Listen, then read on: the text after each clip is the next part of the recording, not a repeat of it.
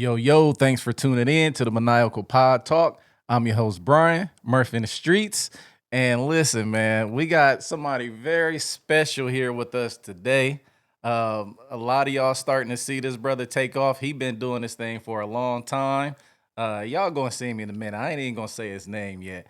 But for now, Mike, I'm gonna have you go ahead. Remind these people who got the most fire intro in the game right now and just let them hear that, Mike.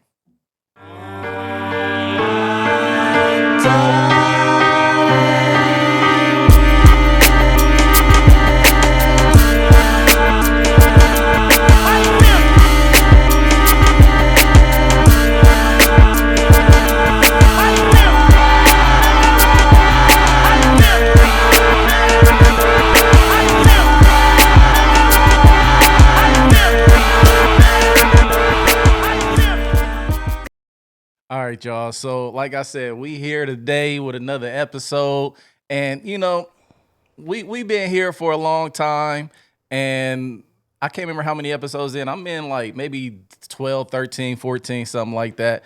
But I feel like I'm gonna take a break soon. The social media is been wearing on me mentally. It's a lot of things out there that's that's fake. It's a lot of things that's just really disturbing my peace. But it was important to me to get this last interview out the way before I take my little break. You know what I mean? This is as Dave Chappelle would say, this is my closer right here for the first season. And so, we got nobody that you ain't seen on the internet right now. We got my brother JaeWood in the building with me today, man. JaeWood, what's going on with you, my brother? Hey, if I could snap, I'll do one of them poetry snaps in. So, hey, look, I'm honored, baby. It's me. Listen, man, we got you in here for the closer, bro. Like, I appreciate you coming through, man. And like I said earlier to you, like, my goal, I want people to know who you are as an individual. Like, I feel like we kind of know a lot of your connections and things like that. And it's easy for people to just stop there. You know what I mean? And so I want to pick up from when I first met you, and then we'll just kind of roll into who you are. We're going to touch a couple of topics that I know that I'm curious about, and I know a lot of other people are kind of curious about too. So I'm going to just start from, go down my outline. All right. I'm gonna explain to the people what maniacal means. This is the Maniacal Pod Talk, and I'm still trying to add that one to my repertoire. Listen, I know it has a definition. It does. You're very premeditated. So. Listen. And so really, what maniacal stands for is just that unwavering motivation that we have within ourselves to succeed. It's that thing that you've been displaying. Yeah. It's that I'm not giving up. Whether like it's I've heard in that life. word before. Yeah, you done heard it. That Busta Rhymes said it. He went viral. I feel like Stephen A. Smith might have said it before. Probably. This young man is maniacal. But that's exactly what it stands for, bro. And like you done been, whether you know it or not, maniacal in your lifestyle, whether it's health, whether it's personal, whether it's family. Like we could tell that you not giving up on this fight of life. Yeah. You know what I mean? So you live in that maniacal lifestyle, and that's what this whole thing is about. You know what I mean? Right. So I want to start off when I first met you. I want to say my first introduction was you coming to the GBA. Oh, it might have been before that. Was the GBA come before this podcast? It could have been around the same. Yeah. But when I first really laid eyes on you, we could have crossed paths earlier than that. But when I first, the GBA was my entertainment though. Like, you gotta understand, like listen. I couldn't do anything like going through that health situation. Yeah. So it was like. But that's the thing though. I remember when I seen you come into the GBA, and that's for y'all that don't know, that's the Gahanna Basketball Association. We had a lot of brothers coming through there. We would talk crazy to each other. Yeah, star players, role players, everybody. Ball hogs. Man, anything you can think of was at the GBA. It was just such a good time, man. But when I think about seeing you walk in that place, right? It was something magnetic about you that I'll never forget because I'm like, this cat real cool. And I think I might have heard you in some other places too, probably online a couple of times. But I don't know that I was following you at that time. Yeah, I don't remember. I feel like it's been like long enough that I really can't track the lineage. Yeah. I would always track it back to this. Yeah, that's probably safe to do too. Yeah, Me and him grew up together, so that's probably legitimate. But so I see you come in there, you chilling. Most of the people in there already. You know what I mean? And I noticed that you had that bag with you. So I'm like, yo, Couldn't take it off. I'm like, he had to have some type of medical issue, but you was magnetic in the way that whatever was going on, it wasn't stopping who you was. Nah, cause look, even if you do die, nothing stops. So you might as well keep the water flowing. Yeah, no, I feel you, and we gonna get into some of that once we get down the timeline a little bit. But that's just one of the things I remember. You just had this magnetic personality, and I'm like, yo, something going on with that cat, but he's still having fun. He's still, cracking the jokes. He's still kicking it. You know what I mean? So I always respected that about you. I appreciate that. Yeah. And so being around you then in the beginning. And then once I did start to follow you actually online and stuff like that, right, I started to see a lot of your content back. It was a lot of family stuff, you know what I mean? You always had the shoes and stuff like that, but I really appreciated the family stuff that I seen. Like you bring us into your house. I do. You know what I mean? Inside though, not the outside. Yeah, that's Can't what I'm nobody know saying. the outside. Yeah, but you bring us in there, and you could tell when people only want you to see certain parts of them. Yeah. You know what I mean? And I could tell you don't care. You being real transparent. Like, yo, this is me and my family. This is love. And so all of that always made me want to know a little more. So this is full circle for me, too, because I want to get to know a little bit more about you, too. You been could have slid through. Hey, ain't nothing. Hey, listen, I showed my girl some of them plates. She said, he gonna have to teach me something. Man, hey, this food got me really starting to feel like, hey, listen, guys, I'm not a piece of meat here. Like, I want to chill. I gotta get stinky and smell like smoke. Hey, listen, it's all good. I appreciate people appreciating the art. Yeah, and that's what it comes down to. I think a lot of people starting to really catch the waves of what you've been doing already anyway. Yeah. So real quick, in your own words, who is JaeWood, man?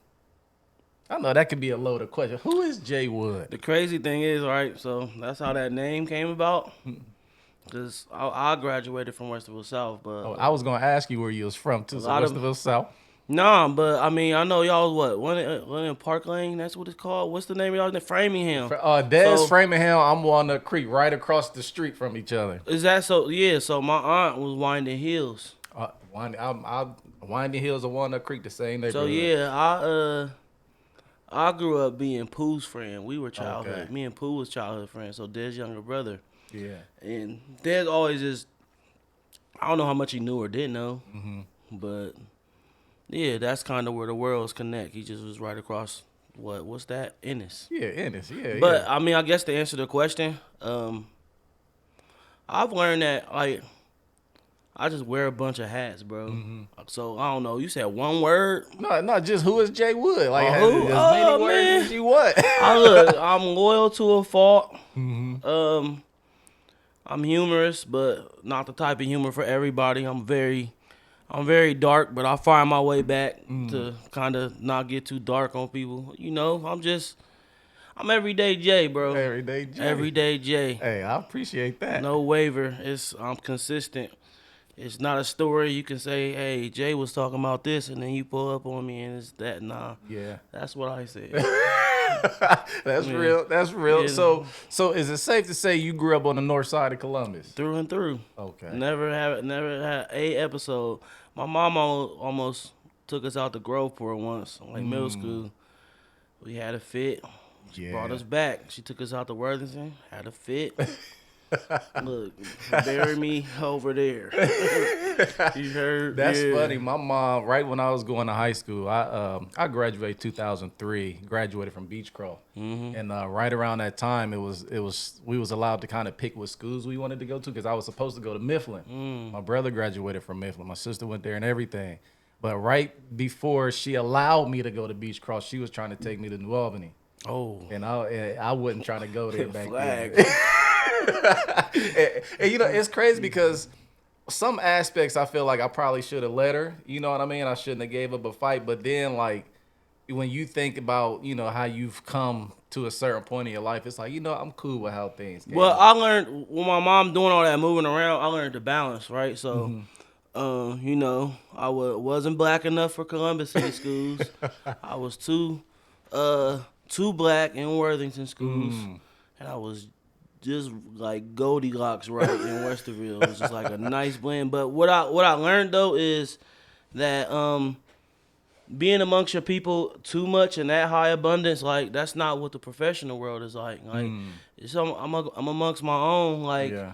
in Columbus schools, but then when I go out to the professional world, like that's not the world is diverse. That's a good point, man. Yeah. I got a lot of friends that's like super duper pro black. And like that's cool, but then like they want to raise their kids like that too. And it's like, yo, It's a it's time and place for everything. It ain't always time. Look, you gonna run the money off teaching your kids to be too you ain't daggone lying black. because Like, that money coming from everybody. find the balance. You Yeah. gonna scare it away. Yeah, no, that's solid, man. Yeah. Give us some insight of like the household that you grew up in. So, all right, look.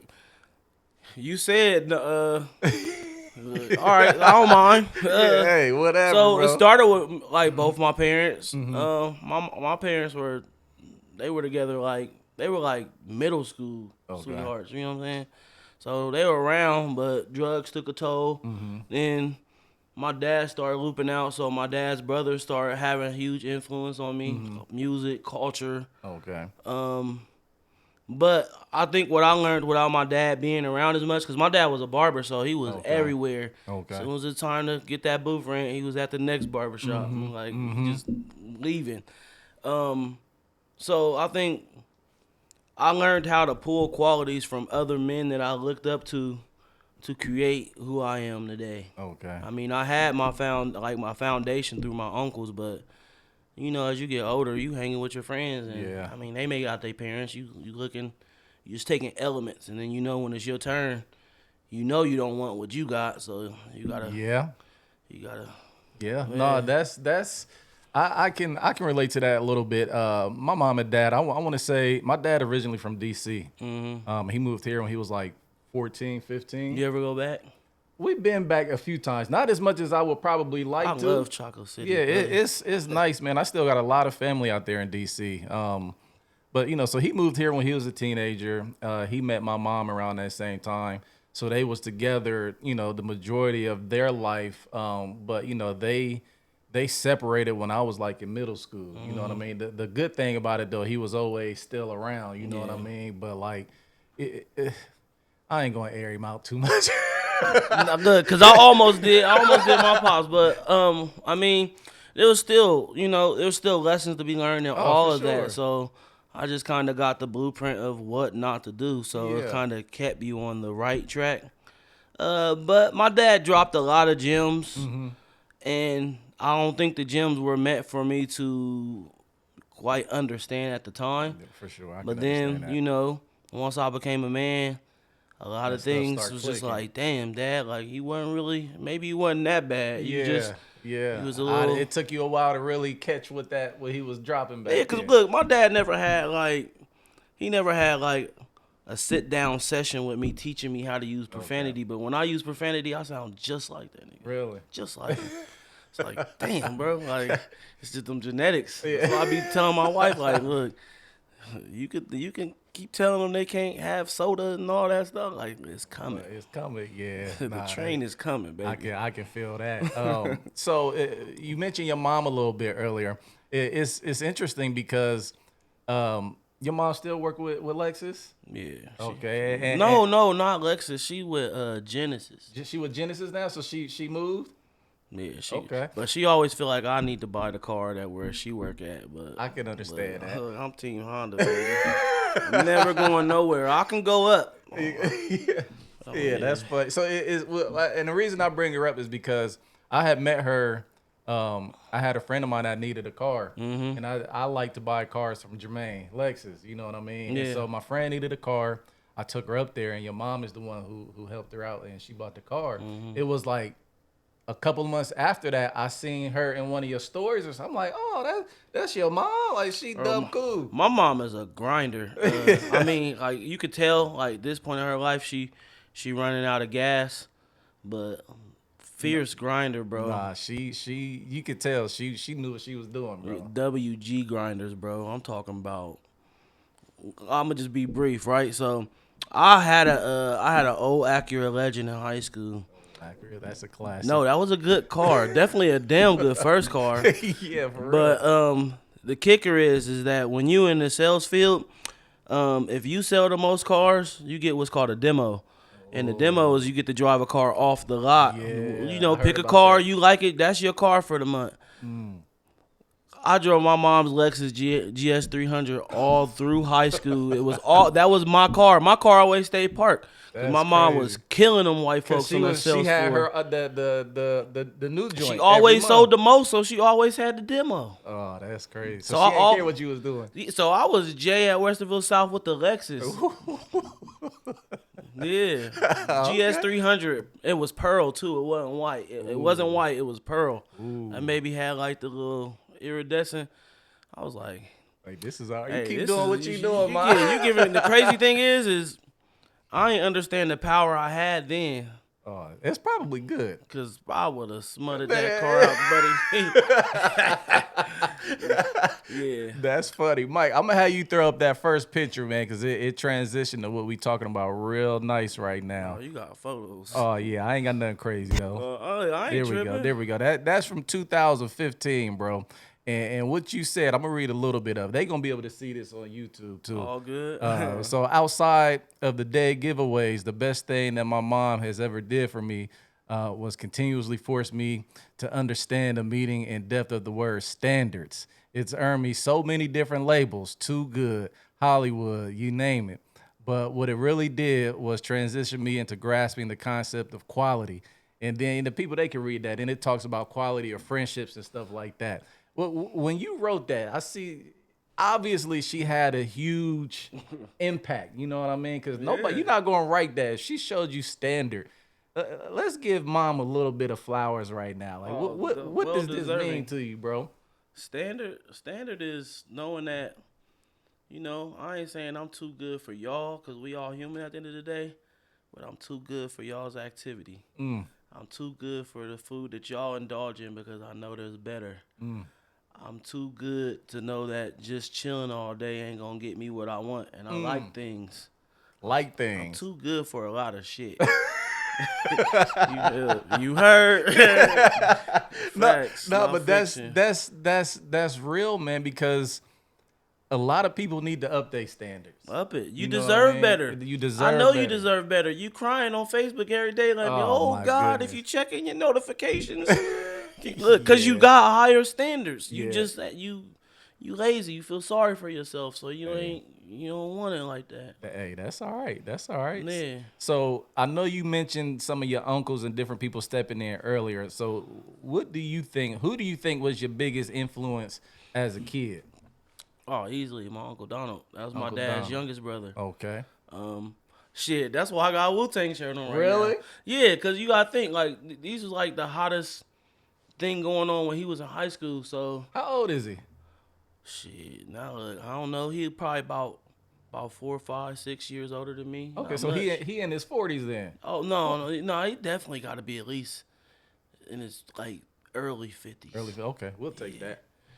He might be in his 40s. I don't know. Like, I don't know. Only reason I say because I was a piece of, I'm 41. I'll be 42 in January. And my brother, he 4 years older than me. And Wu-Tang is huge, you know what I mean, in that same pocket. So Even if it's not your favorite group, you got to respect. Oh, for sure. You gotta respect the different styles, the originality. Every one of those artists could go off and have a solo career and not have nothing to do with each other, but still they still stay connected. Yeah, for sure. So what about Uncle Donald? Do you feel like why was he your biggest influence? He was a culture baby. Like he was just into the culture. You know, whatever was like fly, he was on it. And you know, like, so when you in elementary school, the high school kids, cause he wasn't too much older, so the high school kids, they already gone. Sun was down when they went to school, so now I'm going in your closet, like, you know, so I'm wearing your clothes. I'm coming off the school bus. He like, bro, what? You ain't asked or nothing.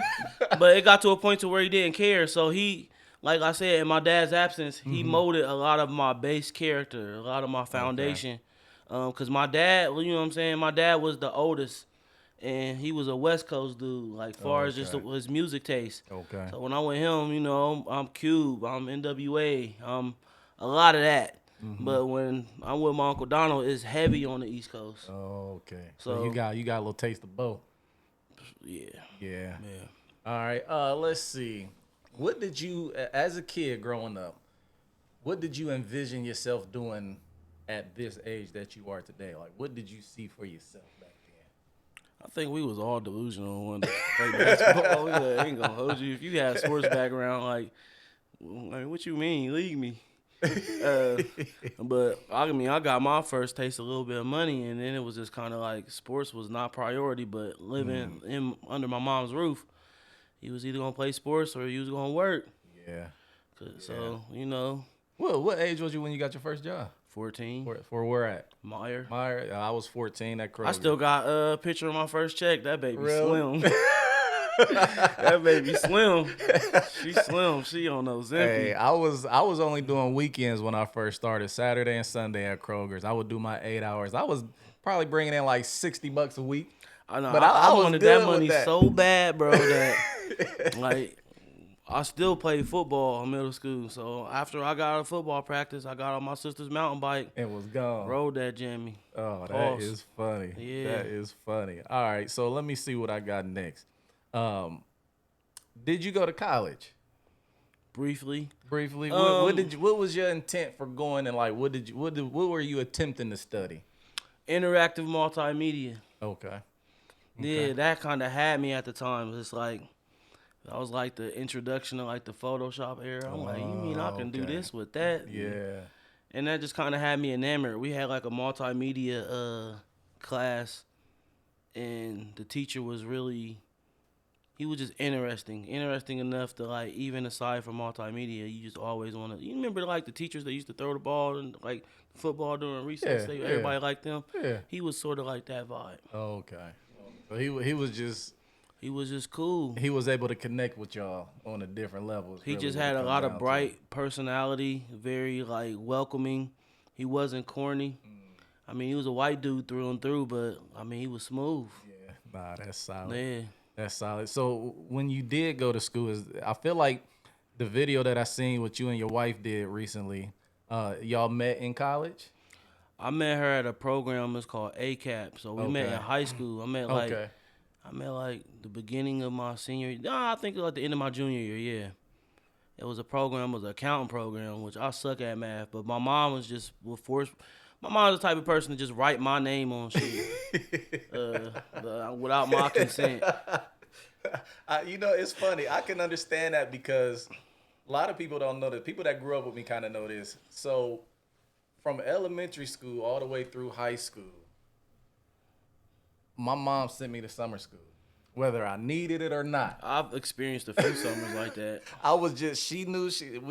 My mom always wanted to live on the bus route. She had a car, but she liked taking the bus downtown. And like even in high school, we on the bus together. I'm going to Fort Hayes. That's where I met Ty Han, the hooper, because we was in the same Fort Hayes classroom at summer school. But like, she just, no matter what, she knew where I was at for a couple hours in the summertime. And I didn't want to go, but I had mad credits when it was time to graduate. I was like, bro, you had credits to give to your homies that wasn't gonna make it. Right, so that's funny. So I can understand moms throwing your name on stuff whether you wanted to do it or not. Yeah. When I met her, bro, like when I met my wife, I remember we was late to the program. Like it was at Ohio State. So we waiting to get buzzed into the building, and she standing right there. I wasn't really thinking about my wife at that time. I'm gonna just be honest. My mom was like, "Oh, I ain't like being outgoing." And my wife still like that, like. What's up? Why are you talking to me? She got that kind of face where you could tell she just like, I'm chilling.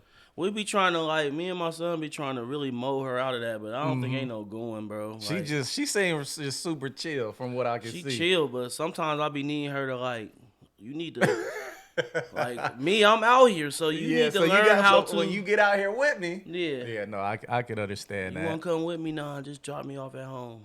Yeah, I can feel that. Yeah. She like her space in her own she probably real cool in her own little space. Yeah, But yeah. so speaking of that, it was a couple of things in that video that I wanted to touch on and kind of get a little more input from you. One of them was, and this is something that I learned recently, being recently divorced and stuff.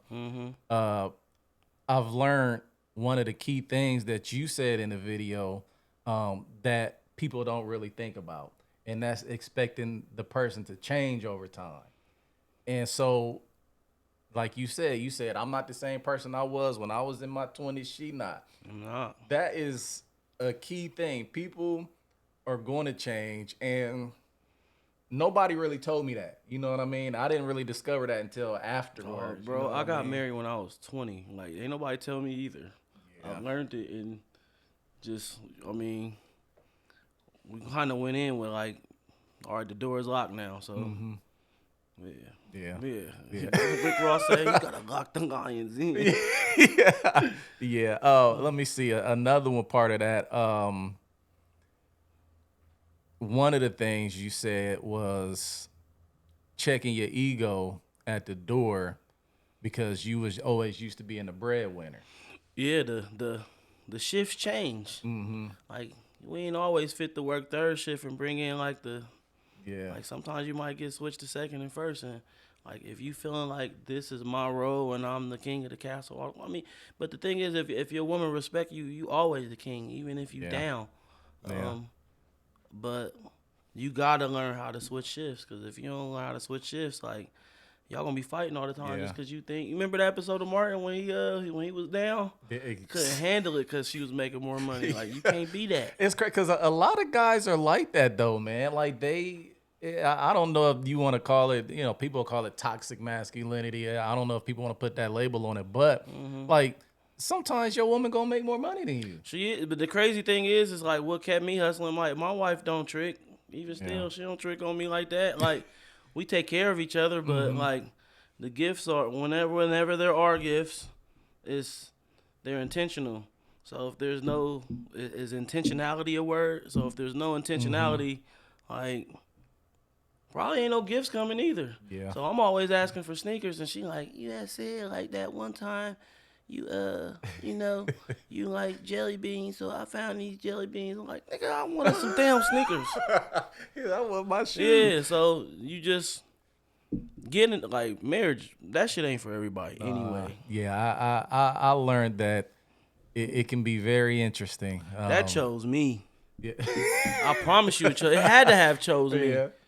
Cause look, God put everything in the order it was supposed to be in. Cause if I would have got brought into the Kingsville Circle before I got married, I'd be out here playing musical chairs with everybody else. Man. I can understand, and that's some real transparency too, man. We gave your mom some flowers, so I want you to give your wife some flowers too, man, real quick. In a relationship, things don't really work unless two people are like on the same page and they got the same goals. Like, so like, what do you feel like your wife brings to you that allows you and pushes you to even doing the things and the content and stuff that you're doing now? Like, what part do you feel grateful for in her that motivates you today? I think what I appreciate most is that she understands the grind. Like, I could get a call. We could pause this pod. I could get a call saying we need you in California for whatever it is, and she's just gonna say, "All right, I'm gonna hold it down. I'll be here when you get back." That's huge. I didn't realize how huge that was till like I said, always one of my biggest influences in music is Memphis Bleak, and it's not because of the music, it's because of the loyalty. The loyalty that he has to Jay, right? So I've always been like the man next to the man. So you gotta think like You got a friend like Deontay just constantly, always. He don't even go like this. He go like that. And a lot of times you got to be ready. The call may come at any given moment, 3:00 in the morning, because 3:00 in the morning, he may be already out on the West Coast. That means it's midnight. I'm just watching. Hey, can you make it? It's like, but Brittany will always say, like, look, like, I got it. But that's kind of the reason why amongst other elements, I survived through. I guess we ain't gonna allude too much. We just gonna say the health stuff, because my wife was able to hold things down. Amongst our village, she was able to hold things down. Okay. All while I was extremely stagnant. So, no, that's the key. We gonna touch on some of the health stuff in a little bit, but I feel like what you're saying is really solid, and I'm sure she's gonna listen to this, and I hope she understands like what's behind that, because having somebody that's comfortable and strong enough to be able to be like, go do your thing. I got that. That's missing in a lot of areas for people. Yeah. And that's why some people can't thrive, because they feel like they running with that parachute on. You know what I mean? And they found the girl that works for them, but then when it's time to continue to evolve, their evolution doesn't work for their partner, and it's just like, that's not fair. Yeah. No, yeah. So yo, shout out to your wife, Shout Brittany. out, Britt. And we appreciate you for letting this man do what he do, because a lot of us is benefiting from it, you know. Hey, listen, we all good. Iron sharpens iron. Yeah, nah, for real. All right, so transitioning a little bit, I want to talk about friendships, right? And so for me, so as we get into the conversation and we start to talk about like the health issues and stuff like that, a lot of people don't know, for me, is I am between like stage 1 and stage 2 of like kidney disease right now. And a lot of people don't know that. Like, I'm just finding out about this stuff. You know what I mean? You decided to share it here? Yeah. Hey, bro, I tell all my own business, bro. I feel you. Look, I do too, because I'd rather me than somebody else doing it. Yeah. I feel like the more transparent I am is what allows people to connect to me and my story. And I feel like I can't really help somebody unless I'm willing to expose myself. You know what I mean? So it ain't no big deal for me. But recently, I had a lot of anxiety going on, and like my chest was hurting like crazy. Went to the doctor. I went to the emergency room that night, and they ended up keeping me, because another reason why I feel a connection with you with the heart situation, because my brother, when he was 30, he's 4 years older than me. When he was 30, he had a quadruple bypass. That's heavy, bro. We talking 9 hours of surgery. You know what I mean? A lot of people don't know what it's like to sit through that. You know what I mean? And so I've always had a certain amount of anxiety because of that. And so I was having a lot of anxiety that time. Went to the ER. They kept me because of the history of like my family and stuff, right? And they did all the tests, worked out cool. It come to find out, a lot of times that anxiety and stress can mess with the muscles and the bones, and it gives you these symptoms that you don't. It feel like something additional symptoms, right? And so they cleared me. Everything was cool, but the doctor, he came, real cool dude. He came in, he talked to me. My mom was there. They was just about to discharge me, and he was like, he knew everything I was going through, family wise and stuff, divorce stuff. Raising my son, he 9, so we talked about all of that. But he asked me, he said, "Do you feel like you got any meaningful friendships?" And I wasn't expecting that question. You know what I mean? Cause this is an amazing segue. I'm still following. I ain't mean to cut you off with the humor, bro, but listen, this bro. This is a crazy segue. Listen, bro, because I do this, man. I see. But so he asked me, like, do you have any meaningful friendships? You know what I mean? And I had to really sit there and think. I know a lot of people. A lot of people know me. I got a whole bunch of associates. But do I have meaningful friendships? And I had to really sit there. Like my brother Mike right there, that's one of my meaningful friends right there. You know what I'm saying? I respect that, because I know what it means to have it. Bro, everybody don't got it. Right. So I say all of that to say we see you through the lens of like Instagram and stuff like that. We know you got a close group of friends. So the question is, how important is friendships to JaeWood? You know, first and foremost, I gotta shout out the game. First and foremost, but I have quality relationships outside of that circle too.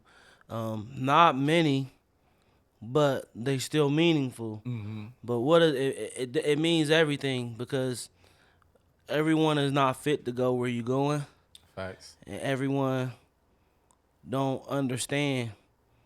Some people they have it made up in their mind that they're not going to understand when you come. And then as you evolve in life, some people aren't genuinely even happy for you because you know the saying is like, "You my friend, bro. I want to see you do good, but Right. just not better than me." Right. So I've Yeah. had friends that like, I ain't gonna say no names, but we gonna elaborate, right? So I've had friends to where other people come chatty patty about them and say like, "Yeah, he just can't. He likes being the star in the room, but he can't handle being. He can't be that when you in the room." And it's just Yeah. like I can't help it sometimes when God shines His light on me. Yeah. But when you amongst the Kings Row circle, like shoot, Tay may be the star. Like Tay on the sneakers app right now. You go buy some sneakers, you gonna see his black Yeah. ass standing right there on your And phone. that's dope. But then Tay don't even like being in front of the camera. And when we were much younger, like Dez was like the camera guy. He still is, but he just like sometimes he don't like as of lately as we get older, he don't want to be.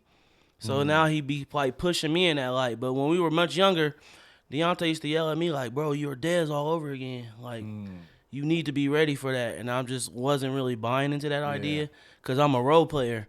So Which is what important. Because role players get rings too. Right. Right. So, you know, 1 minute it might be Bell with the training. 1 minute it might be JD with the camera. We got some background players in our you know our circle, but for the most part, everybody has a superpower. So you gotta think like I ain't no big Transformer fan, but I did like Power Rangers growing up, and when all the little Power Rangers connected like this, they turned into whatever that big thing was. They all start kicking ass. Yeah. Yeah. So you have to understand like having quality people is it's a privilege. It's definitely not a right because you can see other circles and they be snaking each other behind Oh the my scenes. goodness, man! You see that all the time. You see it all the time. And so I look. I will say this until my last breath, bro. Kings Row saved my life, That's huge. and I remember the pivotal moment when it did. One day, one of my friends, we don't even speak no more because he's part of one of them little fluky circles. He got into a little rumble at Scully's, and like I said, if you my man, I'm loyal to a fault. So I went to lunge in. As soon as I went to lunge in, Deontay grabbed me with his big ass football player hand, grabbed me by the neck, bro, the back of the neck, and pulled me back. Wasn't the shirt, and I never felt like a person pulled me back like that before. And when he pulled me back, I looked at him, breath stinking and all. I looked at him. He was like, "No, you with me now. We don't do that." Wow. And from that moment forward, it was just kind of like whatever situation or whatever direction he pointed me in, that's where I was supposed to go because he ain't never not had my best interest at heart. Wow. But that's Deontay. He the nucleus of the situation. But like I said, there's still tons of other quality in our circle to where different people mean different things during different moments. Yeah, no, that's solid. I appreciate you sharing that, man. Because like I said, we see that crew. A lot of people see you guys, but don't nobody really know what it means to y'all. You know what I mean? Every now and then we see different pieces of that, give each other shout outs and stuff like that. But for you to give us that insight on what it means to you, No, we really like, Wu-Tang. that's huge. Yeah, Yes. like you God ain't always in the front, but clearly he means something to be included. Yeah. Nah, yeah, because every piece works, and a lot of people don't understand that. You Yeah. do find people. I've worked with people, and you can tell that one person is mad because you there, or you know what? Mike, can you play this video for us real quick? Your preparation different, Murph. Listen, bro. Have you ever heard of the chair theory? It works like this. So everybody has a table in their life, right? And the people who truly value you, they pull up a chair the second you show up. They make space. They notice you standing there. They slide over without you even having to ask. You don't have to beg. You don't have to prove anything. You don't have to earn your spot. But then you have other people. They act annoyed when you show up. They allow you to stand on the edge forever. They make you work for the tiniest bit of space and treat you like an inconvenience. The truth hits hard. If you always have to ask for a chair, you're at the wrong damn table. When I felt that and realized that, it really hit hard because I've realized that I've begged to sit at so many tables when I didn't deserve that. The times that I yearned for love or shrunk to make myself fit in a space that wasn't for me to begin with. So here's a reminder to stop fighting for a space where you're treated as an afterthought. And your seat does exist. You just haven't sat at the right table yet.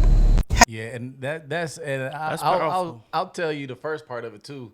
So it is I came across that a couple weeks ago and I was saving it for you. That's it powerful. Could be in this. Yeah, so y'all can know too. Y'all can hear it good on YouTube and the audio and stuff. The chair theory is your circle.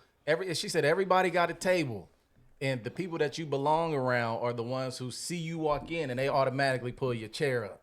Yeah, that's You know powerful. what I mean? That's powerful. Because I'd have been in many rooms. What where I makes had me to go smile get is my I've own. experienced both sides of the spectrum. So give me a nugget. You know, you ain't got to give me a detail, but give me a nugget of what it feels like to walk into a room. Like you said, everybody is a role player.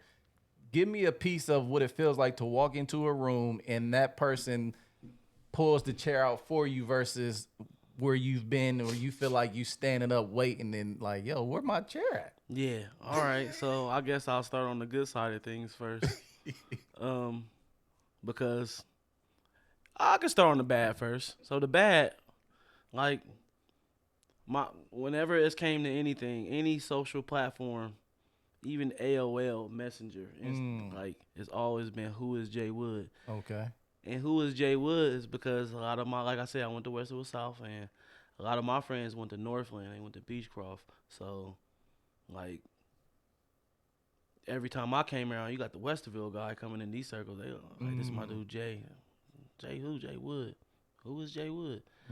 And that's where that came from. That's cool. And it was always in a situation where you had to kind of show who you was. Yeah. Cause who's this Westerville nigga? We Columbus niggas. Yeah. Like, bro, I'm from there too. My mom just don't want me going to y'all's raggedy ass school. Right. The difference. So with Kings Row, like, I was the man with sneakers before I came to that situation. So Dez pulled me into that. Dez was like, bro, Tay literally just acquired the shop. He don't even got the keys yet, but we need that type of energy. That and amongst, they were running a blog. It was called kingsrow.com. Okay. I think the blog came before the store. It was the blog. Yeah, the blog came before the store. So they needed sneaker energy on the blog, but they needed it knowledgeable. Deontay's very premeditated, very strategic. So everyone he hand selects typically is always an all-star, even the employees at the shop. Okay. In some way, but some embrace the star in them and some don't. So he's very strategic. So when I got pulled, I was doing something I was calling it Social Club, but I was spelling the soul SOLE like a shoe. Okay. And I was just doing my thing, just running around town, like just doing the sneaker thing, whether it was trying to get content. I ain't like editing, but I was just trying my hand at it. And Des was like, bro, like we need that energy over here. So when I got brought in, the chair essentially was waiting for me. It was primed. That's all right. So when I got brought into that circle, like that was probably the beginning of low-key the rest of my life. Wow. Yeah. Yeah. No, that's solid. That's solid. And we're gonna finish up the friendship part, but you mentioned something earlier, like you got meaningful friendships even outside of that, right? Like, give us some insight on some of these corporate friendships that you got. Hold on, corporate or just the ones that's outside of like the Kings Row circle? 'Cause So I got some heavy hitters outside, but Let's say not many. Let's say when you get these packs delivered? Oh, you talking about the seating? You gotta go out there and earn that. They don't just come discover you. You gotta let them know who you are. How does one get to that type of level? So the first time, this is where I first experienced, right? So, with Deontay being like the Soul Classic, like so that situation, like there are other bordering stores. So you got corporate in Cincinnati, that's family down there. You got 218 in Detroit, Burn Rubber Row. So Roe, he's always been like a mentor to me. He's in this many Tubi movies. That's just his thing right now. He just like being in them. But they actually be good movies. But where I'm getting at, I guess, is like these corporate connections, like, cause Deontay, he not giving you anything, and I'll be feeling like the rapper game when I be name dropping. But the thing about my name drop is that you can go back at least 15, 18 years, and I'm in the same pictures with the same people. Wow. So that's why the name dropping is repeated, because I'm with the same people. Yeah. So how the seating happens is, so we were at this trade show. I think it was Magic. We were in Vegas. It was Magic. Show. So when we were in Magic, they had a Reebok booth, and I remember they was bringing back the Shack Attacks, and I wanted them joints bad. And once we start, it was almost like a movie. Like, we walking towards the booth, and Deontay just stopped walking. So I kind of went like that, like, why you stop? And he kind of did one of these. And he was like, every pivotal moment in our journey is always one of them. He said something before it happened. So he like, this is why I brought you here. I'm not handing it to you. I'm not giving anything to you. You see those people over there? That's who you need to talk to. I don't know who they are, but they're running this booth. If you want this seating life and you want this behind the wall sneaker life like you say you do, you better go over there and talk to that man and earn it. Wow. So I walked up. My dude, Rich Palmer, right? His name is Rich Palmer. Still probably one of my favorite friends that I never met in person. But that bond, when you talk about quality relationships, like, we used to watch playoff basketball on FaceTime while I would be in the hospital during the health, because you still haven't really, I'm going to let you, I'm here for you, Murph. So the way it flows is the way you have it set up. So so you talking about quality relationships. So when I met Rich, I pulled up on him and I was just like, look, I was sounding like Smokey, like, I know this. So I said, I know I don't have all the followers in the world. I know this. But where I'm from, I am him. I know it's plenty of people that got more sneakers than me, but nobody does sneakers like I do. They don't. And I said, just rock with me. Just like, if I can just get some of these seating packs for the Optic, I was like, it'll make sense in years to come. Yeah. And he was like, I respect that. So then Reebok, I started getting Reebok packs. Packs on packs, and it was just like, oh man, it's on now. But Roe at 218 in Burn Rubber, he was like, this will happen for you. You just have to respect. So just going back just a little bit, right? So we were sitting in a Nike meeting. This is when Tay first started taking me on the road. Remember, I told you before y'all started recording, like, I like this. It was that same day. So Roe was like, this was probably, I think it was me, Dez, Tay, JD might have been there. He was like, bro, like Rick and Ro, they was like, we see y'all cooking. He's like, I don't want to sound like no hater, because I know it sounds haterish. He was just like, but whatever y'all up to, it ain't even going to start cracking till y'all hit y'all's 40s. I'm 39 now, and now it's just now starting to activate. Like, that's crazy. People be scared of the work. That's crazy. So that's how the packs. So once I started getting seeded by Jordan Brand, that wasn't nothing, but that was the same person from Reebok. So I remember when he got let go from Reebok, like I said, everyday Jay, bro, I'm loyal to a fault. So even though he got released from there, the average person is like, this person has no more value to me. Right. Because you ain't sending no more packs. Right. So what's your use to me? Us being like, nah, bro, Rich was my guy. Rich is my guy. Yeah. So once he got on with Jordan Brand and Nike, he just sent me this random text. He was like, bro, I heard the chatter. I seen the whispers. he was like, so many people that I used to talk to, I don't talk to now because I lost value to them in their eyes. When I lost my job at Reebok, because he went through a stagnant period in between Reebok and Like the Jordan everybody brand. do. Everybody, we humans. And he was like, bro, you always stay down. He was like, just know the packs is coming. So that's when the packs start. These ain't Reeboks no more. These ain't Iversons and Emmitt Smiths. It's not that. These was, look, so I got this big cooler.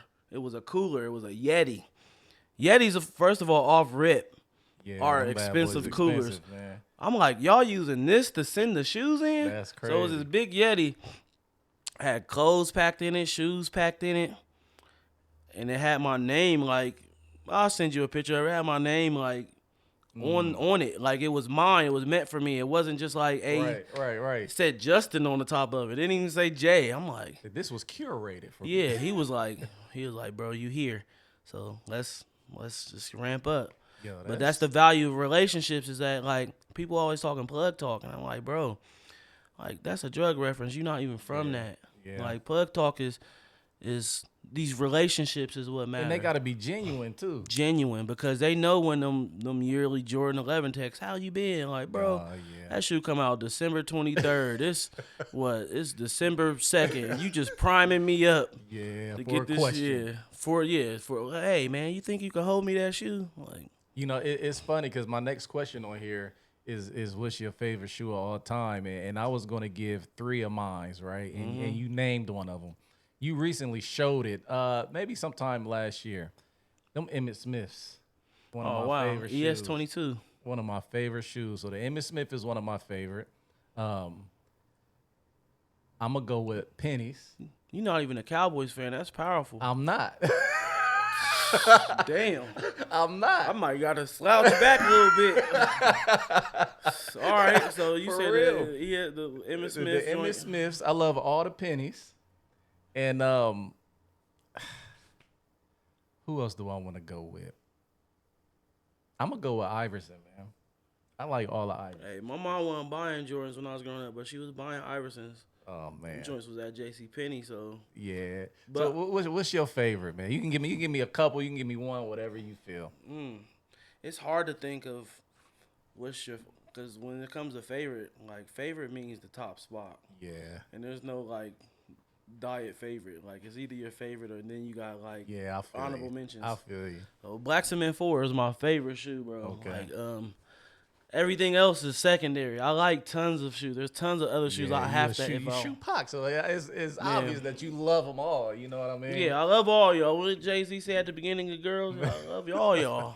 But my top shotter is that Black Cement 4. It's just like, you don't even have to match with that shoe, bro. Like, you can wear what you wearing. You can wear the orange and still that black and gray and that little hint of red. Little Like you can tell you that little piece. Yeah, it always works. That's You could dress solid. it up. You could dress it down. I was digging through your Instagram. I went all the way back to your very first picture, right? Damn. Yeah, bro. Hey, I appreciate that. Because all my pictures, like, they're pictures I like. If Yeah, I don't like it, that mug is gone. Listen. And so it goes along with this shoe question. And there was one shoe in particular that kept popping out in the early times, right? The early pictures. Mike, go ahead and post that picture for us. This is cool. Oh, wow. All right. I mean, I was expecting you to maybe. Yeah. That shoe is extremely customized. Very. What does that shoe mean to you, bro? That means everything. That's the previous question, literally in a shoe form of friendship, right? Yeah. So I told you, bro. I hate name dropping, bro. Deontay, bro. I hate name dropping you all the time, bro. Cause this ain't like it ain't. He know it ain't no clout chase. Like, look, I was just with him yesterday. Somebody gifted him lobsters for Christmas. Someone, That's crazy. it was like 6 of them joints, from Maine. That's crazy. I'm over there. Look, I ain't gotta ask. I know where the cups is. I know where the paper place is in his house. Like, that's my brother. So that shoe, it means. I don't even go back to the previous question, but how it came to be. So there was this contest on Instagram. They was like, explain what AI Allen Iverson's passion means to you, because Allen Iverson is definitely like Jordan is 1A and Iverson is 1B, and then all the other players we like from that era, like they're cool. Like Kobe came later on down the road. I hated him because he stopped Iverson. That's the only reason I hated Kobe, is because he stopped Iverson. So they had this contest, and they was like, post a picture and use these hashtags that best describes AI passion, bro. People was using, like, that's like, there's always, I feel like there's always moments in people's life to where, like, when God chooses you, you just know you different, because that standard thing, like, you stand out in areas where everyone looks the same. Right. And sometimes when you're growing up, that's a growing pain because you feel like you're excluded. Yeah. But then once you realize, like, God equipped you with superpowers, it's like, oh, they just not meant to understand these powers. But then when they see him in motion, they're like, we should have included him. You know how powerful what you just said is, bro? Bro, I ain't gonna be nothing but real spill. Sometimes you can feel excluded early in life. Yeah. Because you don't even know the depth of what your capabilities and your gifts are. Because you haven't yet discovered your superpowers. You remember when Peter Parker first got bit by the spider? He ain't really know how to like make that thing work. Yeah. Like, you know what I'm saying? So that's why I said, like, the King's Road, that was the table. Mm-hmm. That was the chair being pulled out. But like, so you know, they asked you to like the AI passion thing. Everyone's posting like Google image pictures of Allen Iverson. I'm like, how is this answering the question that they asking y'all? So the reason why my son still has braids to this day, like the reason why he likes his hair now, so it's still there now. Now he could have had a haircut a long time ago. You talking about 12, almost 13 years old. We talking about a 13-year-old. And the reason why he has braids is because from some of my biggest influences in life. Wow. Allen Iverson being one of them. That's crazy. Allen Iverson, he front run for braids. He did. I mean, they had braids. People called them Iverson braids. So I knew if I had a son, like, he was gonna have them braids, nigga. So yeah, I posted a picture. I dressed him up like Allen Iverson. You know, little sleeve, headband, shoes, jersey, and I knew I was gonna win when I put in it. Like, I don't have that type of raffle luck. Yeah. But the way I see you niggas moving right now, like, this is it. I know I won already. So when they told me I won, it was almost just like, I know I was gonna win. But anyway, so Reebok flew me to Massachusetts. That's crazy. They had the white guy with the sign like this. Oh, it said JaeWood on it as I'm walking on the limo.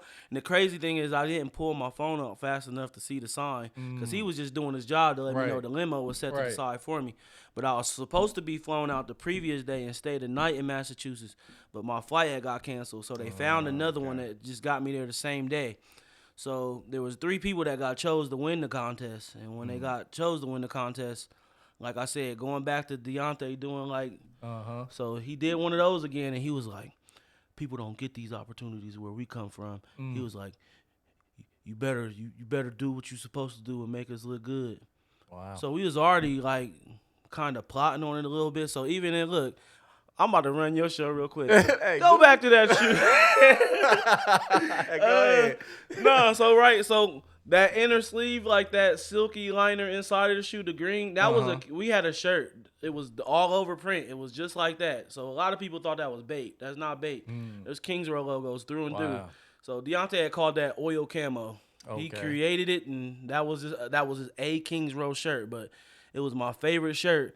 But the sizes they made it up to at the time, I couldn't fit it because I weighed too much. So I was just like, damn, that shirt is fire. So I was like, I'm gonna incorporate that.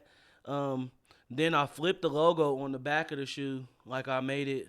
So the Reebok question logo. It had the Kings Row logo on the back of the shoe. Yeah, right? But you know how it's the circle. It's like the circle on the back, the question logo. Right. So the Kings Row logo is a circle too. So I was like, put the Kings Row logo there, and then we're gonna put the Reebok thing right there, and it's gonna look like both logos combined. Yeah, that's so fire. To take it even further, so Rich, who was my Jordan rep, like at the time he was still at Reebok, and he was like, bro, I showed this to some friends there, and they really like this shoe. He was like, they really kind of like considering, not necessarily thinking about it, but they're just considering maybe pushing it into production. Maybe make some tweaks, like take my son and my wife's name off of it, but just make some tweaks because people are really it's loving fire. Yeah. But I knew only having, like, we had done collaborations with Vans a handful of times by then, and I you knew had if that I get this experience. one chance, like, I'm going to do something from the standpoint that I might not get another chance. So that's where the boot leather came from on the front, because boot leather develops patina. So Okay. I really don't wear it enough to develop the patina, but that was kind of the, the thought process between that.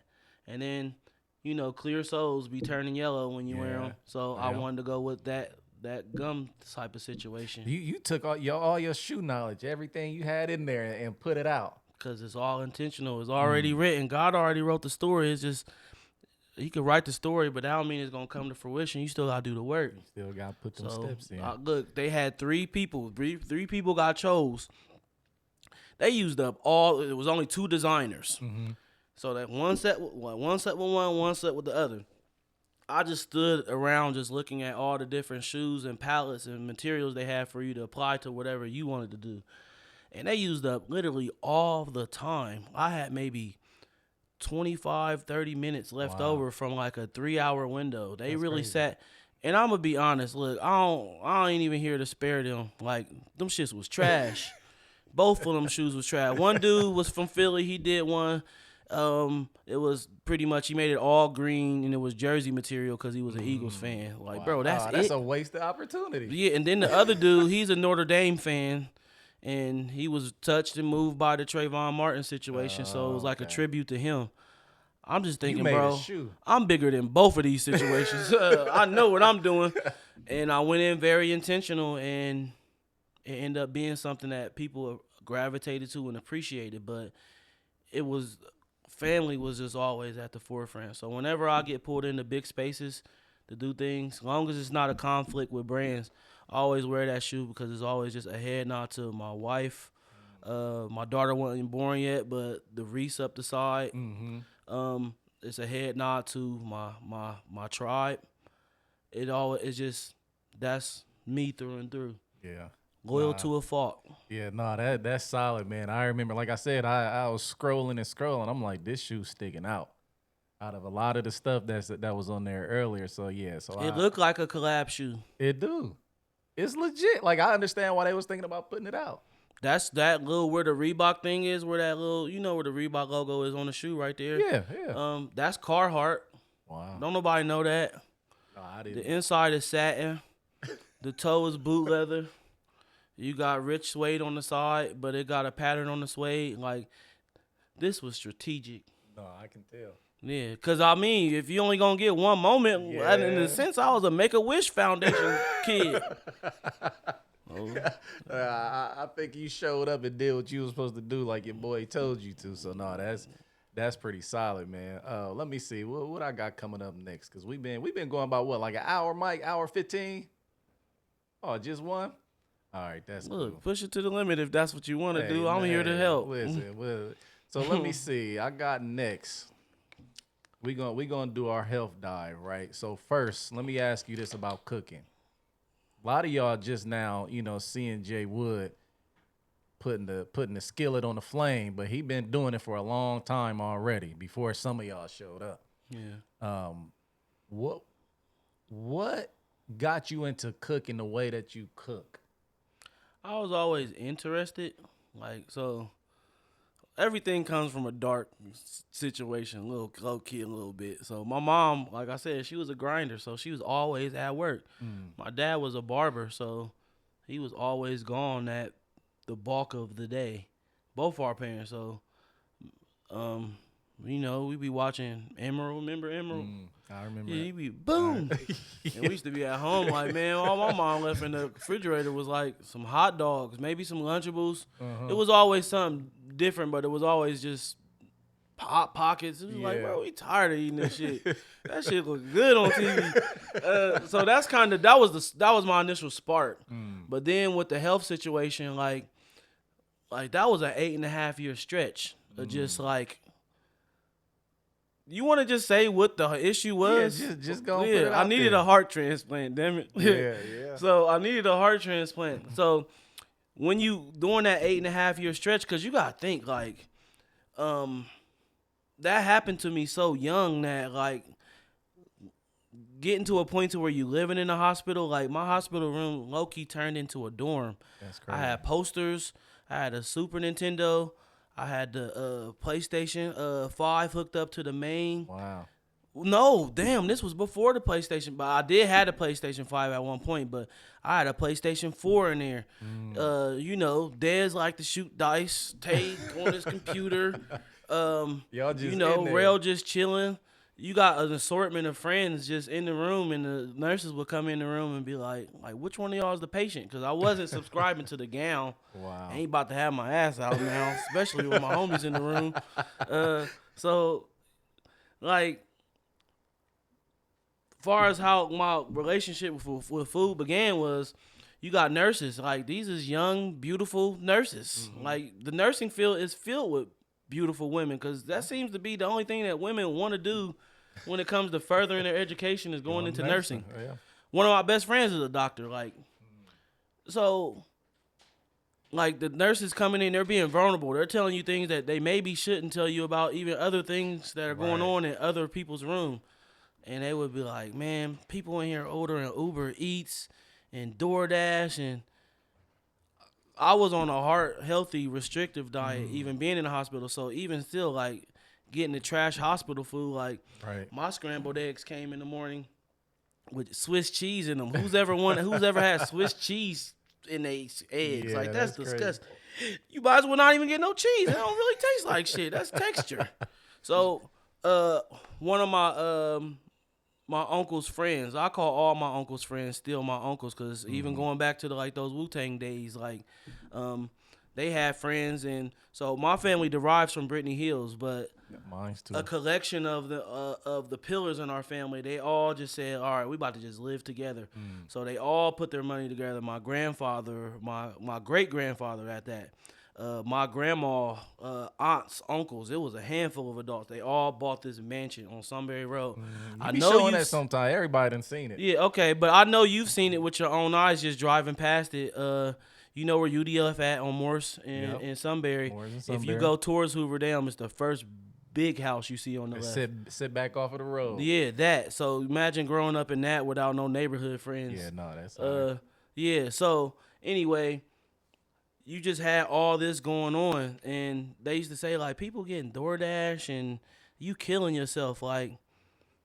So anyway, my uncle's friend, he brought a notepad. This is my favorite thing to do now when I got friends in the hospital. I go get a composition notebook and I get a pen, because when you in that type of isolation, because what people find out about life is when things get hard, like, a lot of people vanish. A lot of people you think, oh, I love you, bro, they do not be there like they say they gonna be there. And he bought me the book, and he even reiterated on that message with me having already noticed that would be the case. He was like, write anything you think and write down.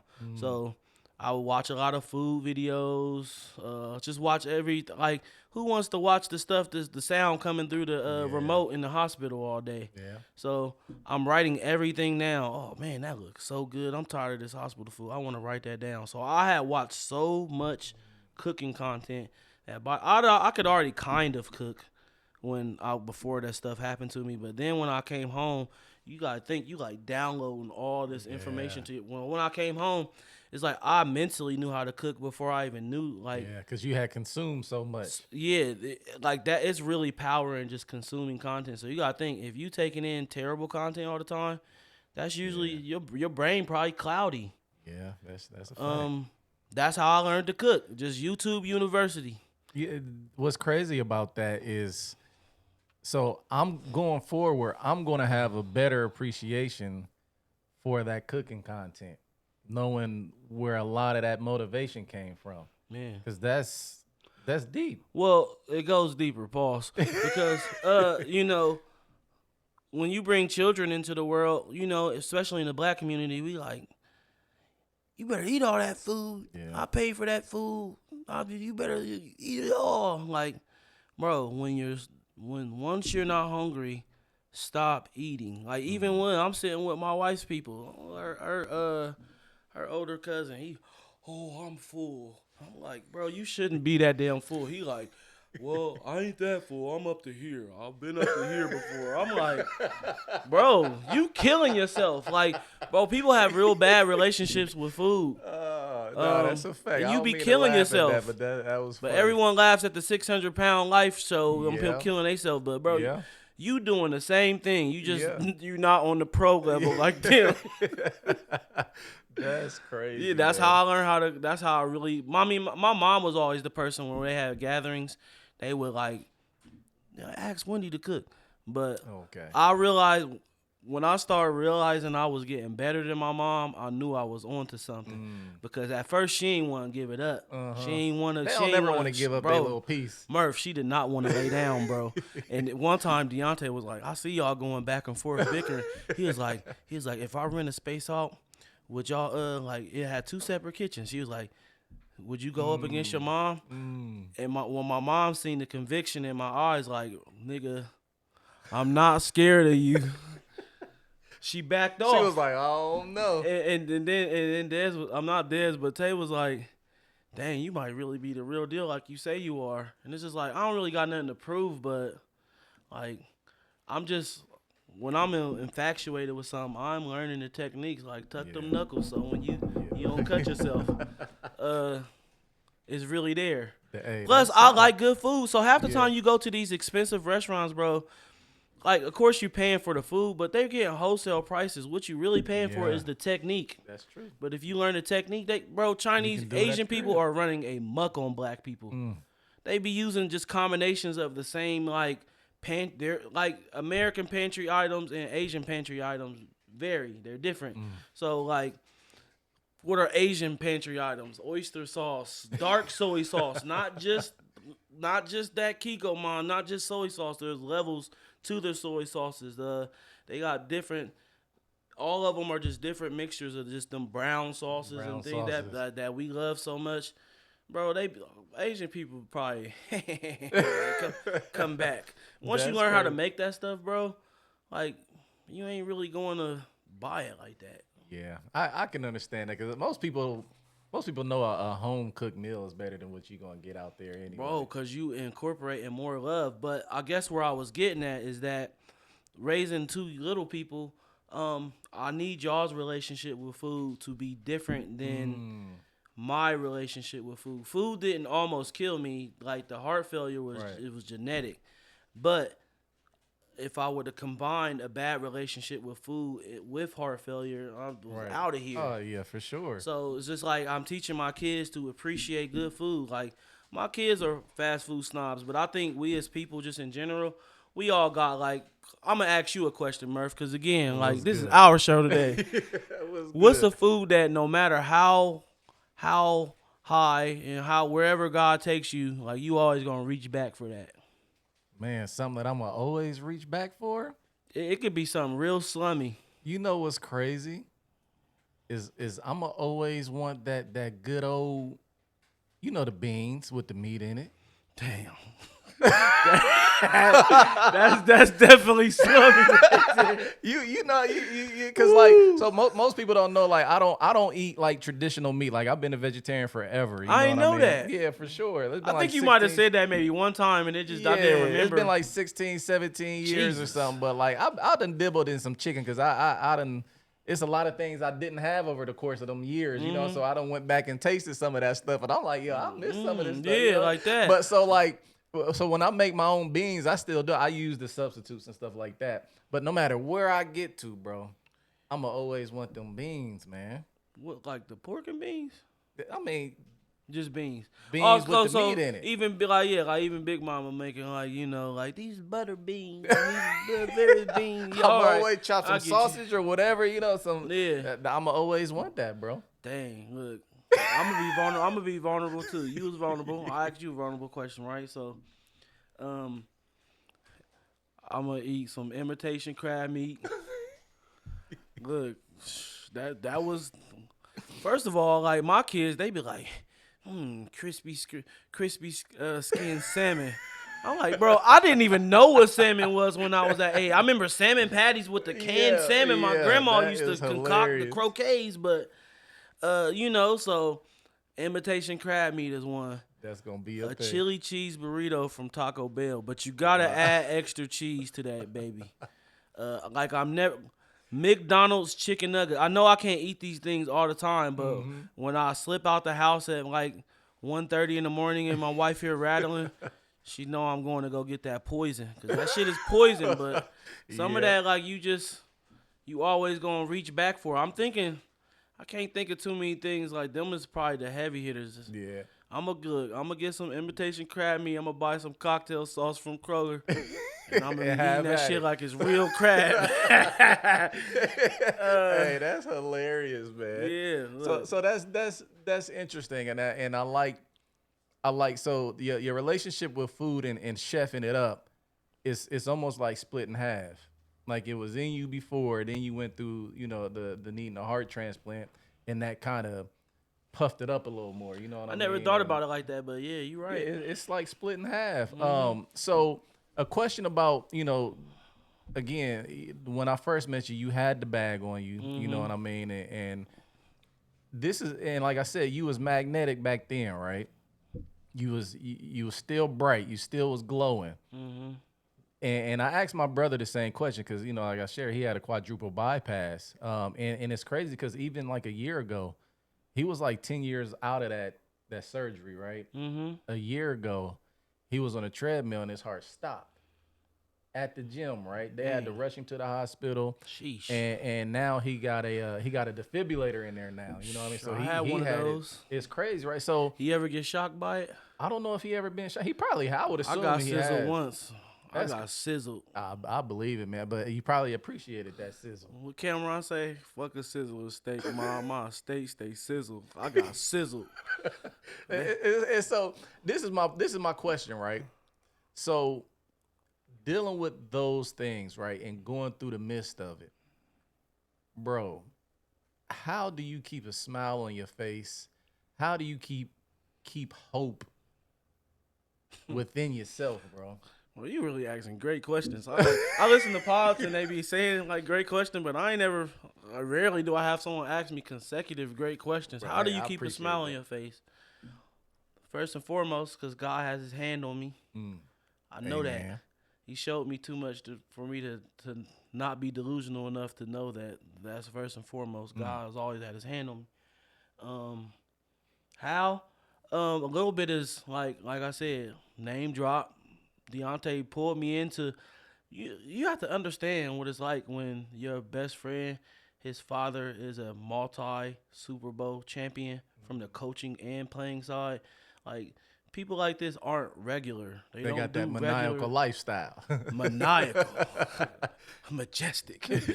Yeah. So these people don't do regular. They don't live like they live regular lifestyles, but the things that they do and the spaces that they're pulled into are just not regular. So when when God has a light on you and people are always, oh, Jay, like these are things that I've got, like going back to your standards, like, oh, Jay always gotta have an iPhone. Jay always gotta have sneakers. Well, these are things I genuinely love. I don't do these things or indulge in them for status symbol. I'm just always doing me. And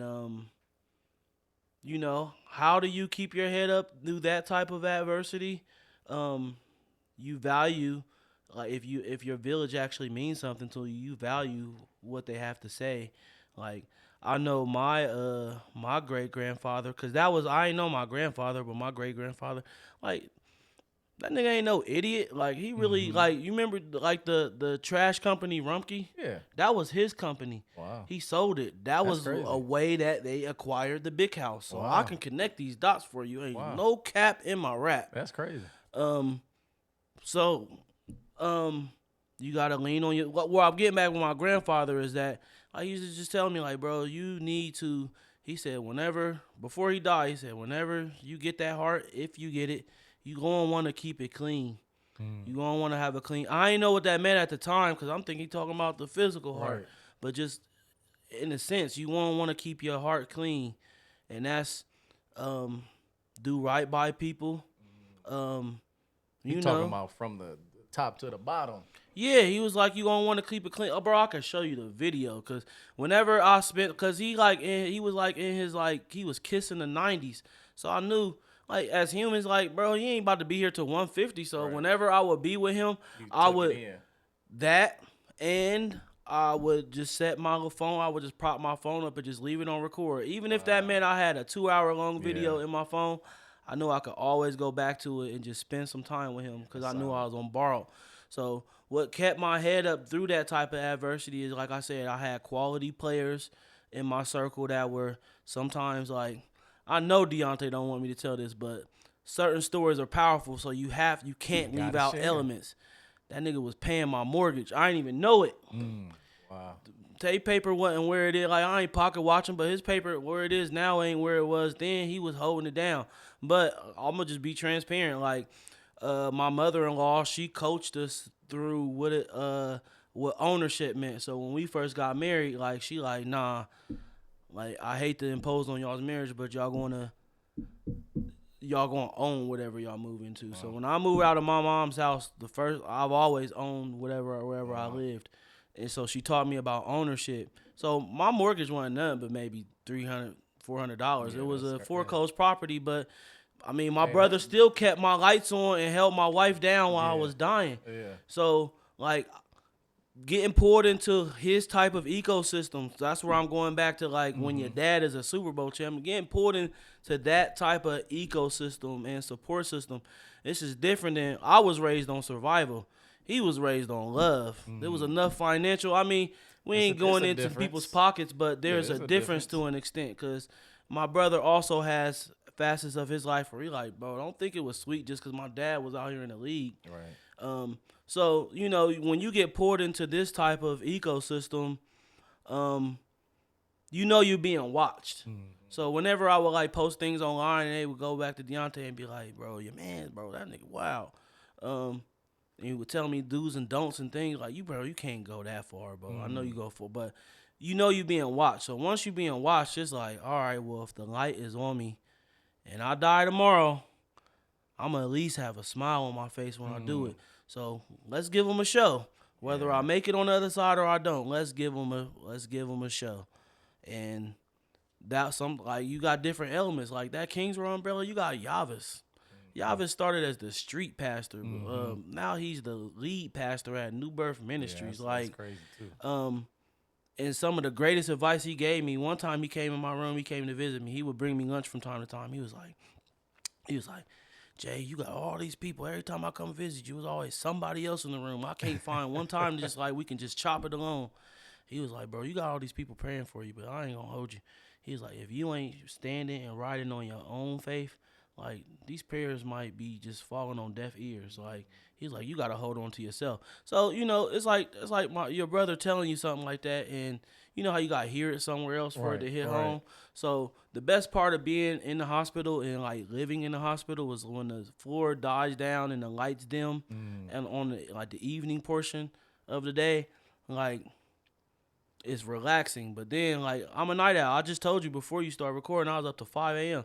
So one of them infomercial pastors was on TV, and he said the same shit that y'all said. Really? And I perked up like, all right, he wasn't lying. And the same dude said, bro, all these people could be praying for you, but if you're not riding and standing on your own faith, and what I learned from, like, people will force you to be friends with other people going through the same situation as you in the medical realm. Like, they'd be like, oh, man, he has heart failure, you have heart failure, you guys should be friends. And I had a handful of friends die on me, and you still got to wear that on your jacket. Yeah. But what I realized what made me different from them and how I was able to hold my head up is that I knew I was giving them a show. Wow. So it was just like, you talking about, man, you got all these cameras right here. Like, bro, I'm on camera. Like, people, I'll be getting pictures of me where I ain't even posing for them. They like, you was over there. And I'm like, no, I wasn't. And they seem like, there you are. When you being watched, when God has a light on you, like, you just, with that great power comes great responsibility. So your situation in a sense is bigger than yourself. So even if you do pass through your adversity, you pass on, like, someone else is still watching you. You Yeah. need to equip them with the tools that they need to maybe potentially make it. Yeah. But God carried me, and I'm still here, so I'm able to share the story and still empower whoever's watching. Because I never know who. Because people always be like, "I follow you," and I'll be like, "Word? If you just said something, I'll follow you back if I knew a face." But Yeah. a lot of people, it just be feeling like weird energy when you know a lot about me and I don't know nothing about you. Yeah, I can understand that.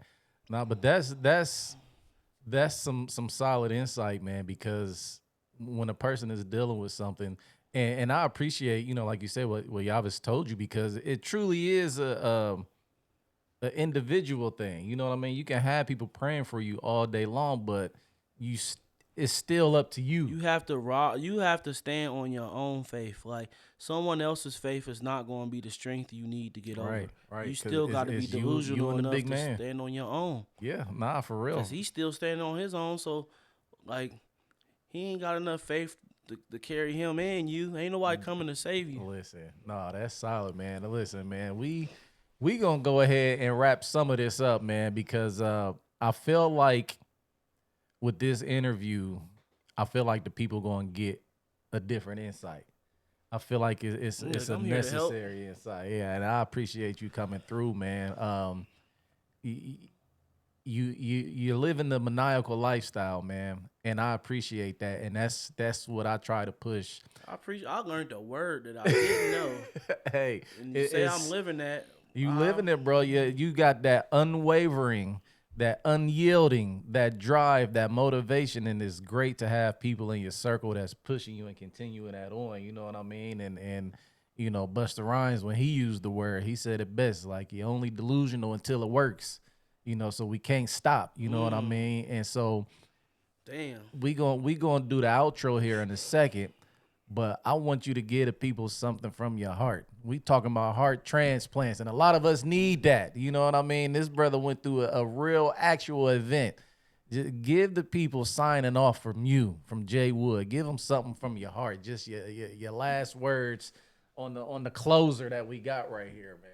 I had to close my eyes because you asked me a super. You ain't been asking nothing but heavy questions. Hey, bro, that's what we do over here, I man. get it. 6'7". Something I would leave people. If they value you, even if you don't see what you know is in you, that's still not a reason not to value them. If they value you, value them, because there's power in relationships. Relationships are everything. Your network is your net worth, and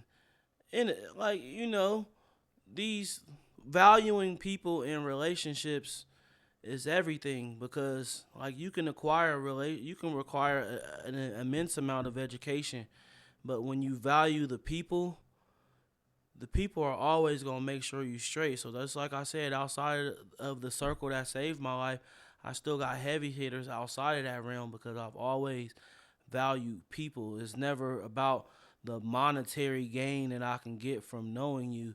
I value you. If we can share, look, if I can't laugh around you, I probably more than likely don't want to be your friend. Because if we can't be transparent and learn to laugh at each other and build each other up, what are we doing? You could have people in this life, and sometimes they might be in secret competition with you, and you don't even know it. Don't even have a clue. But meanwhile, they over here, they learning the things that you showing them from your life, but all it's gonna take is that one magic, that one phase of life where you realize, bro, he was building a case on me. So I would say value relationships, because once you find quality relationships in your life, we all want to see each other win. That's why I'm here today. Facts. You asked me, I said yes. I didn't say, oh, let me see how my shit is going. I said, just tell me a time and I will show up. Absolutely. So the relationship, value quality relationships. And I feel like if you're at a certain big age in your life, you should know how to determine what's quality and what's not. That goes back to the standard, right? Right. So value people, because everyone deserves to feel appreciated, however it is you express it to them. Because one day that might just be what saved your life in the moment where your flesh is too weak to carry you through. Hey, That's what I got. listen. I ain't got no mic to drop, but I'm gonna do this. Put me back on the. I'm gonna just drop my ring. Listen. Ow. Yo, and that's solid, man. I hope y'all really take in what he said. You know, valuing relationships is something that's truly important. You know, one of the things that I try to do with people and how I try to show people that I value their relationship is I don't ask somebody how they're doing without giving a pause for them to actually tell me. You know what I mean? Because we say it all. What's up, man? How you doing? Just in passing, Bro, but that's you the gotta be question, ready bro. Murph, for it. I hate that question, bro. How you doing? Because if I tell you how I'm really doing, is you even gonna care? You got it. That's what I'm saying. You got to be ready to get an answer. That's you why ain't people prepared say to shit get. like, "Lil, living the dream." Like, yeah, you ain't living the dream. You just getting them up off your back, asking you that phony to question. Get on about their So business, man. I appreciate that pause. You got to. You got to, I bro. appreciate that pause. It gives people they learn in that moment, like, oh, you really care. You know what I mean? And like, oh, it might really mean something to you because a lot of people need something. And like, everybody is special.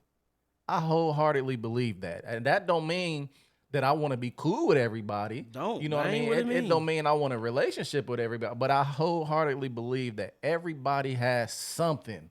You know what I mean? And I try to treat people like I know you got something. But the Father above equips us all with gifts. Man, that's and it is our responsibility to discover what that gift is, whether it's networking, whether it's bringing joy to people's life, whether it's sharing your experiences to empower people. We're all equipped with gifts. And the sooner you discover what that gift is, whatever it may be, you're now bringing value to whatever room you step in. And don't nobody want you in the room low key if you ain't offering something. Nah, you ain't. You listen. On that note, man, I'm gonna put my phone in my pocket. Man, like I said, I appreciate you for coming through, man. Like I want people to know you because you on fire. You know what I mean? But I want people to know what's behind that fire. This is not an overnight thing. You've been doing what you've been doing. Like you said, your people said y'all, this ain't gonna do what it do until y'all hit your 40s. But it's a whole lot of cooking and mixing and plotting that goes before that. You know what I mean? And so I wanted people to get an opportunity to really. That's why I do my research the way I do it. You know what I mean? That was quality research. I'm almost taking back. Listen, I want people to know who you are. You know what I mean? Because like I said, and this is the third time I've said it during this show. When I first met you, bro, you was glowing, and I appreciated it, and I want other people to see that same thing. And so, thanks, that's man. the fire. What Prodigy and Mobb Deep say? Everyone's favorite Mobb Deep song is "Quiet Storm." Prodigy, so that's one of my favorite. That's probably my favorite artist, bro. He said the strategicness and how he approaches a verse in the song is he always opens up with a powerful line. And in Quiet Storm, he said, "I put my lifetime in between the paper's lines." So what that means to me is when God sent my guardian angel to me and he pulled me into a streetwear realm, a sneaker realm. I was already dancing in that space already, but like we worked our whole lives for this. I gave my life to this game, and I'm just now starting to see the fruits of my labors, but the fruits die off the minute I get lazy. And with the heart transplant situation, that was just a stagnant period in my life because the only objective was survival. But once you get put back in a stable place, like, there's still work to do. And once I kind of, because, Deontay always say stuff, and sometimes I feel like he's slighting me, but he's saying it from a place of love. Like, when he see me, like, grinding, putting in the work, he be like, "Damn, Jay, I like this version of you," because he know I'm a lazy person at heart. So, but that comes from somebody that truly loves you. That type of statement, a person ain't gonna say that unless they really care. You know what I mean? Because they want to hit you where it's gonna be most meaningful. Bro, one time this nigga told me I've been washed my hands with you, but I signed up for all things that come with you, so I deal with a lot of your bullshit. But whenever I get too low, he always reach right back down, pull me up. And he low-key done made me the face of his business. Like, I'm all over that Soul Classics page. And it's fire too, man. Just shout out to Soul Classics, man, because the content that y'all been working on together. Shout out on a move to the West Coast. You know, shout out to the shop here, you know, High Street. Like, West Coast about to go this way because we ain't got to work as hard to get noticed. We already, it's muscle memory because in Ohio, everyone's hating on each other rather than like, you see how when you put this out, it's just going, everything looks good. It's beautiful in here. But if more people were willing to help each other out, it's like we could have been took off a long time ago. But we going to work what we got. We're going to take this sugar. We're going to take these lemons. Sugar and lemons. You know the beverage that comes from it. Hey, and that's a fact, man. And on that note, we gonna get out of here. Like I said, man, I'm taking me a social media break. This was my closer for 2025, man. But we gonna be back, man. JaeWood coming in here. We gonna make sure he got all his social medias up on the screen. I guess I'm gonna have to text you then, cause you ain't gonna be popping up on the line. I'm a peek through, but I'm not gonna intake heavily. You know, look, I don't want to keep extending your shit. Nah, go ahead. You know you can, I appreciate Instagram for finally doing this. You can manipulate your algorithms. For real? Yeah, I'm gonna have to show you once we finish. That might be what I need, because it's a lot of stuff coming in, bro. and I'm just like, I don't want it. Look. I always tell my wife, like, look, man, you was looking, I was like, bro, I'm not gay. So you can manipulate your algorithm. So my algorithms at one point, it would have me hating social media. I'm like, bro, I like that it's showing me this food. I like that it's showing me these shoes. But then it's just like, y'all are showing me too much, like, just beautiful women. They showcasing ass. You could tell they dads weren't hugging them. You showing too much ass for validation. But Instagram is so powerful that it train your thumb to have a brain inside of that. You be tapping stuff subconsciously. You like, I like that. Going on, so you can take a lot of that nudity off of your timeline. You can take whatever you don't want to see. It allows you to take it off there.